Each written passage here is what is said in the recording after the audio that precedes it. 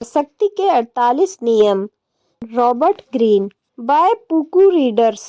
नियम 45, परिवर्तन की आवश्यकता का भाषण दे, लेकिन एकदम बहुत ज्यादा सुधार कभी न करें। विचार, हर व्यक्ति मानसिक रूप से परिवर्तन की जरूरत समझता है, लेकिन दिन प्रतिदिन के स्तर पर लोग आदतों के हिसाब से चलते हैं। बहुत ज्यादा प्रयोगशीलता से परेशानी पैदा हो जाती है और विद्रोह की नौबत भी आ सकती है। अगर आप शक्ति के किसी पद पर नए हो या बाहरी व्यक्ति के रूप में शक्ति की नींव बनाने की कोशिश कर रहे हो, तो पुराने तरीकों को सम्मान करने का ढोंग करें। अगर परिवर्तन आवश्यक हो तो ऐसा जताएं जैसे परंपरा में सिर्फ थोड़ा सा ही सुधार किया जा रहा है। क्रिसमस कहाँ से आया? नए साल का स्वागत करना प्राचीन परंपरा है। रोमवासी फसल के देवता शनि के सम्मान में 17 से 23 दिसंबर के बीच सैटर्नेलिया नामक त्योहार मनाते हैं। यह साल का सबसे सुखद त्योहार होता था। सारा कामकाज बंद हो जाता था और सड़क भीड़ से भर जाती थी। जश्न का माहौल रहता था। दासों को कुछ समय के लिए मुक्त कर दिया जाता था और घरों को सजाया जाता था। लोग एक दूसरे के घर जाते थे और मोमबत्तियां तथा अन्य चीजों के तोहफे देते थे। ईसा मसीह के जन्म से बहुत पहले यहूदी लोग साल के इसी समय रोशनी का त्योहार मनाते थे। ऐसी मान्यता है कि जर्मनी के लोग न सिर्फ कर्क संक्रांति बल्कि मकर संक्रांति भी धूमधाम से मनाते थे। इस समय वे सूर्य के पुनर्जन्म का जश्न मनाते थे और फसल के देवी देवताओं वोटन, फ्रेया, डोनर, धोर और फ्रेयर की पूजा करते थे। 274 में रोमन शासक ऑरेलियन ने सूर्य ईश्वर मिथराज का आधिकारिक पंथ शुरू किया और अपने जन्मदिन 25 दिसंबर को राष्ट्रीय अवकाश घोषित किया। मिथराज का पंथ प्रकाश का आर्यन देव फारस ने एशिया माइनर से ग्रीस, रोम और जर्मनी तथा ब्रिटेन तक पहुंच गया। उसके मंदिरों के असंख्य अवशेष आज भी इस बात की गवाही देते हैं कि फसल, शांति और विजय देने वाले इस भगवान का कितना ज़्यादा सम्मान किया होगा, खास तौर पर रोमवासियों द्वारा। यह एक चतुर कदम था जब 354 ईस्वी में क्रिश्चियन चर्च ने पोप लाइब्रेरियन के नेतृत्व में 25 दिसंबर को मिथराज के जन्मदिन के साथ ही ईसा मसीह का जन्मदिन भी घोषित कर दिया। शक्ति की कुंजी। मानवीय मनोविज्ञान में कई विरोधाभास होते हैं। उनमें से एक यह है कि हालांकि लोग परिवर्तन की जरूरत को समझते हैं और यह जानते हैं कि यह संसाधनों और व्यक्तियों के नवीनीकरण के लिए बहुत महत्वपूर्ण होता है, लेकिन वे उन परिवर्तनों से चिढ़ जाते हैं और विचलित हो जाते हैं जो उन्हें व्यक्तिगत रूप से प्रभावित करते हैं। वे जानते हैं कि परिवर्तन जरूरी है और नवीनता के कारण बोरियत से राहत मिलती है, लेकिन दिल की गहराइयों में वे अतीत को जकड़े रहते हैं। वे भाववाचक या सतही परिवर्तन चाहते हैं, लेकिन मूलभूत आदतों या दिनचर्या को बदलने वाला परिवर्तन उन्हें बहुत बुरा लगता है। कोई भी क्रांति ऐसी नहीं थी जिसके खिलाफ बाद में सशक्त प्रतिक्रिया ना हुई हो, क्योंकि क्रांति बाद में यह जो खालीपन पैदा करती है वह इंसान को बहुत परेशान करता है, जो अचेतन रूप से इस तरह के खाली स्थान को मौत तथा अराजकता के साथ जोड़कर देखता है। परिवर्तन और नवीनीकरण के लालच में लोग क्रांति के पक्ष में तो आ जाते हैं, लेकिन जब उनका उत्साह ठंडा पड़ जाता है, जो कभी न कभी होता ही है, तो उन्हें एक खालीपन आ जाता है। अतीत की चाह में वे इसके वापस आने के लिए अपने द्वार खोल देते हैं। मैकियावेली के अनुसार जो व्यक्ति परिवर्तन सिखाता और लाता है वह सिर्फ हथियार उठाकर ही बच सकता है। जब जनता अतीत जैसी स्थितियों की चाह करे तो उसे शक्ति का इस्तेमाल करने के लिए तैयार रहना चाहिए, लेकिन हथियारबंद आदमी भी लंबे समय तक नहीं टिक सकता जब तक कि वह पुराने जीवन मूल्यों और परंपराओं की जगह पर नए जीवन मूल्य और परंपराएं उत्पन्न न कर दे।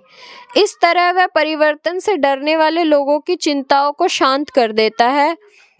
यह धोखेबाजी का खेल ज्यादा आसान और कम खून खराबे भरा है।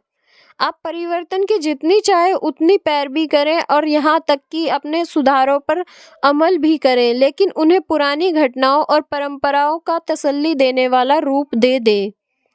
पुराने पदनाम का इस्तेमाल करें, समूह के लिए वही संख्या रखें। इस तरह की छोटी छोटी बातों से आप खुद को अतीत से जोड़ सकते हैं और इतिहास का समर्थन पा सकते हैं। परिवर्तन को छिपाने की एक और रणनीति अतीत के जीवन मूल्यों का जोरदार और सार्वजनिक समर्थन करना है। जब आप परंपरा के भक्त नजर आएंगे तो बहुत कम लोग यह देख पाएंगे कि आप कितने क्रांतिकारी हैं। पुनर्जागरण काल के फ्लोरेंस सदियों द्वारा गणराज्य था और अपनी परंपराओं की अवहेलना करने वाले हर व्यक्ति को संदेह से देखता था। कोसिमो डे मेडिसी ने गणतंत्र के उत्साहपूर्ण समर्थन का दिखावा किया, जबकि दरअसल वह इस शहर को अपने दौलतमंद परिवार के नियंत्रण में लाने की कोशिश कर रहा था। ऊपर से मेडिसी परिवार ने गणतंत्र के हुलिये को बनाए रखा, लेकिन अंदर से उन्होंने इसे खोखला कर दिया। वे चुपचाप मूलभूत परिवर्तन करते रहे, जबकि ऊपर से वे परंपरा के पहरेदार नजर आए। लोगों को निहित रूढ़िवादिता का जवाब परंपरा के प्रति ऊपरी निष्ठा दिखाना है। अपनी क्रांति के उन तत्वों को पहचानें जो अतीत की नींव पर टिके नजर आते हों। सही बातें कहें, अतीत की पैरवी करने का ढोंग करें और इस दौरान अपने सिद्धांतों को मूलभूत परिवर्तन का काम करने दें। अंत में, सशक्त लोग युगबोध पर ध्यान देते हैं। अगर उनका सुधार उनके समय से बहुत आगे का है तो बहुत कम लोग इसे समझ पाएंगे। इससे चिंता उत्पन्न होगी और उनकी बात का गलत मतलब निकाला जाएगा। आप जो परिवर्तन करते हैं उसे ज़्यादा क्रांतिकारी नहीं लगना चाहिए। युगबोध का ध्यान में रखें। अगर आप उथल पुथल के समय में काम कर रहे हैं तो अतीत सुख और परंपरा की ओर लौटने का भाषण देकर शक्ति हासिल की जा सकती है। दूसरी तरफ स्थिरता के समय में सुधार और क्रांतिकारी का रूप खोलें, लेकिन इस बारे में सावधान रहें कि आप किसे उकसाते हैं। जो लोग क्रांति को खत्म करते हैं वे क्रांति शुरू करने वाले नहीं होते हैं। तस्वीर: बिल्ली। यह आदत की गुलाम होती है। यह परिचय की ऊष्मा को पसंद करती है। इसकी दिनचर्या में बाधा डालें या इसके स्थान को अव्यवस्थित कर दें तो यह नियंत्रण से बाहर हो जाएगी और गुस्सा हो जाएगी। इसकी आदतों का समर्थन करके इसे शांत रखें। अगर परिवर्तन जरूरी हो तो अतीत की गंध को कायम रखकर बिल्ली को धोखा दें। इसकी जानी पहचानी वस्तुओं को महत्वपूर्ण जगहों पर रख दें। विशेषज्ञ की राय: जो व्यक्ति किसी की सरकार को सुधारने की इच्छा रखता है या कोशिश करता है उसे कम से कम पुराने स्वरूपों का आवरण बनाए रखना चाहिए ताकि लोगों को यह लग सके कि संस्थाओं में कोई परिवर्तन नहीं हुआ है, हालांकि दरअसल वे पुरानी संस्थाओं से बिल्कुल अलग होती है। ज़्यादातर लोग छवियों को ही वास्तविक मान लेते हैं और इसी से संतुष्ट हो जाते हैं। नियम 46: बहुत आदर्श नजर ना आए। विचार: दूसरों से बेहतर नजर आना हमेशा खतरनाक होता है, लेकिन सबसे खतरनाक यह है कि आप में एक भी गलती या कमजोरी नजर ना आए। ईर्ष्या गोपनीय शत्रु पैदा करती है। कभी कभार दोषों का प्रदर्शन करना या हानि रहित कमजोरियों को स्वीकार करना ज़्यादा समझदारी भरा तरीका है ताकि ईर्ष्या उत्पन्न ना हो और आप ज़्यादा मानवीय नजर आएं। सिर्फ ईश्वर और मुर्दा लोग ही बिना किसी भय के डरे आदर्श दिखा सकते हैं। ईर्ष्यालु व्यक्ति भी रहस्यमयी या वासनामयी पापी की तरह सावधानी से छिपा रहता है और खुद को छिपाने की असंख्य तरकीबें तथा चालें खोज लेता है। इस तरह वह दूसरों की श्रेष्ठता से अनभिज्ञ होने का नाटक करता है, जबकि अंदर ही अंदर वह उनसे बुरी तरह जलता है। वह इस तरह जताता है जैसे उसने उन्हें देखा ही नहीं है, उनकी बातें सुनी ही नहीं है या उनके वहाँ होने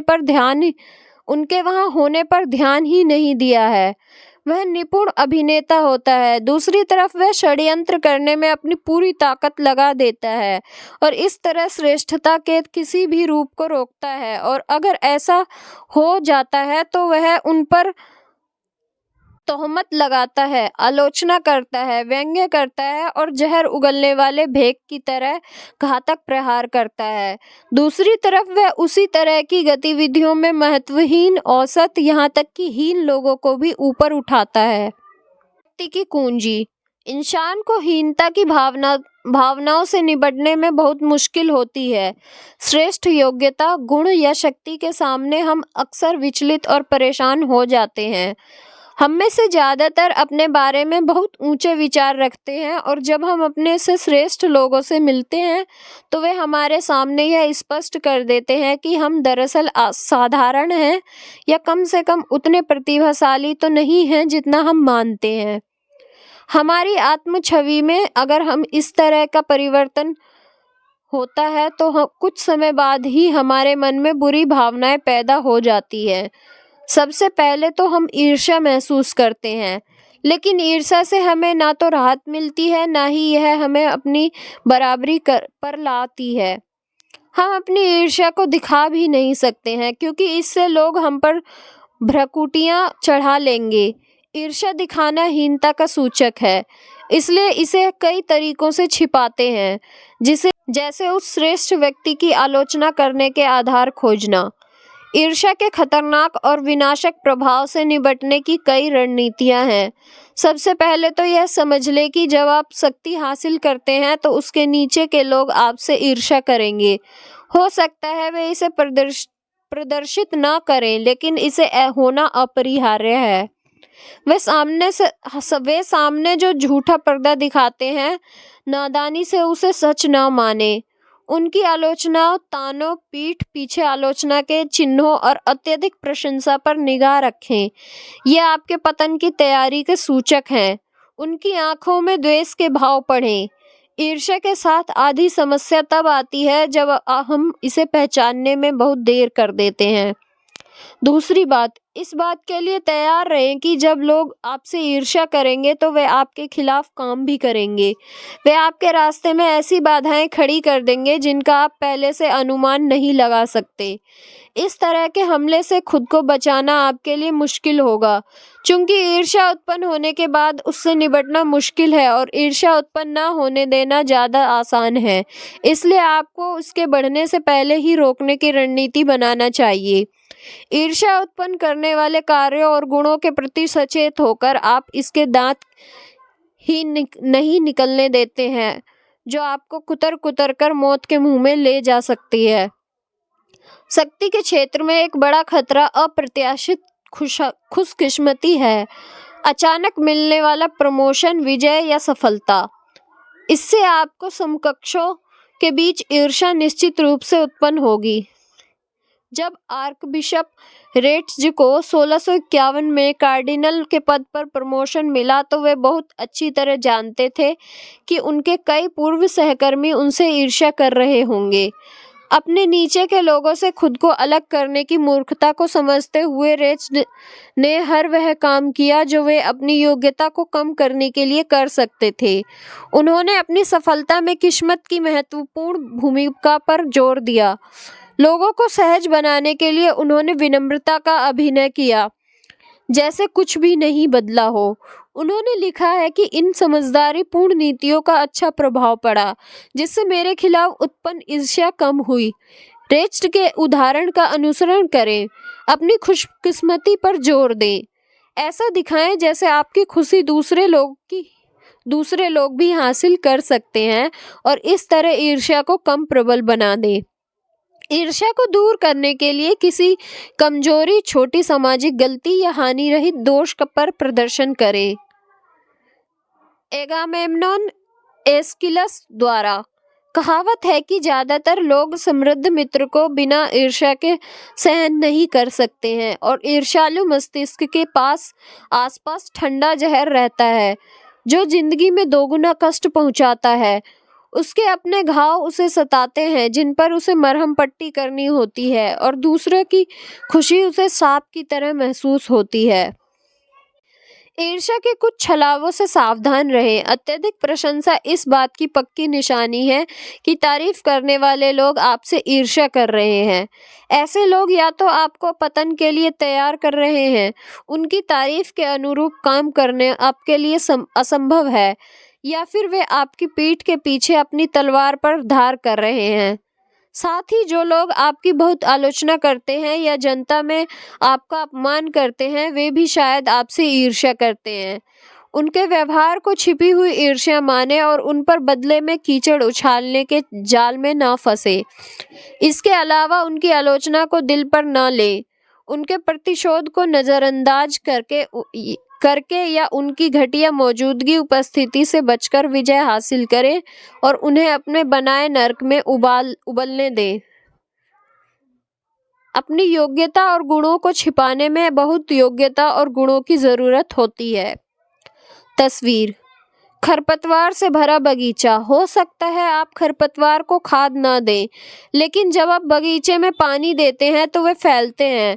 आप यह नहीं देख सकते कि वे ऐसा कैसे करते हैं, लेकिन पूरे बगीचे पर कब्जा जमा लेते हैं।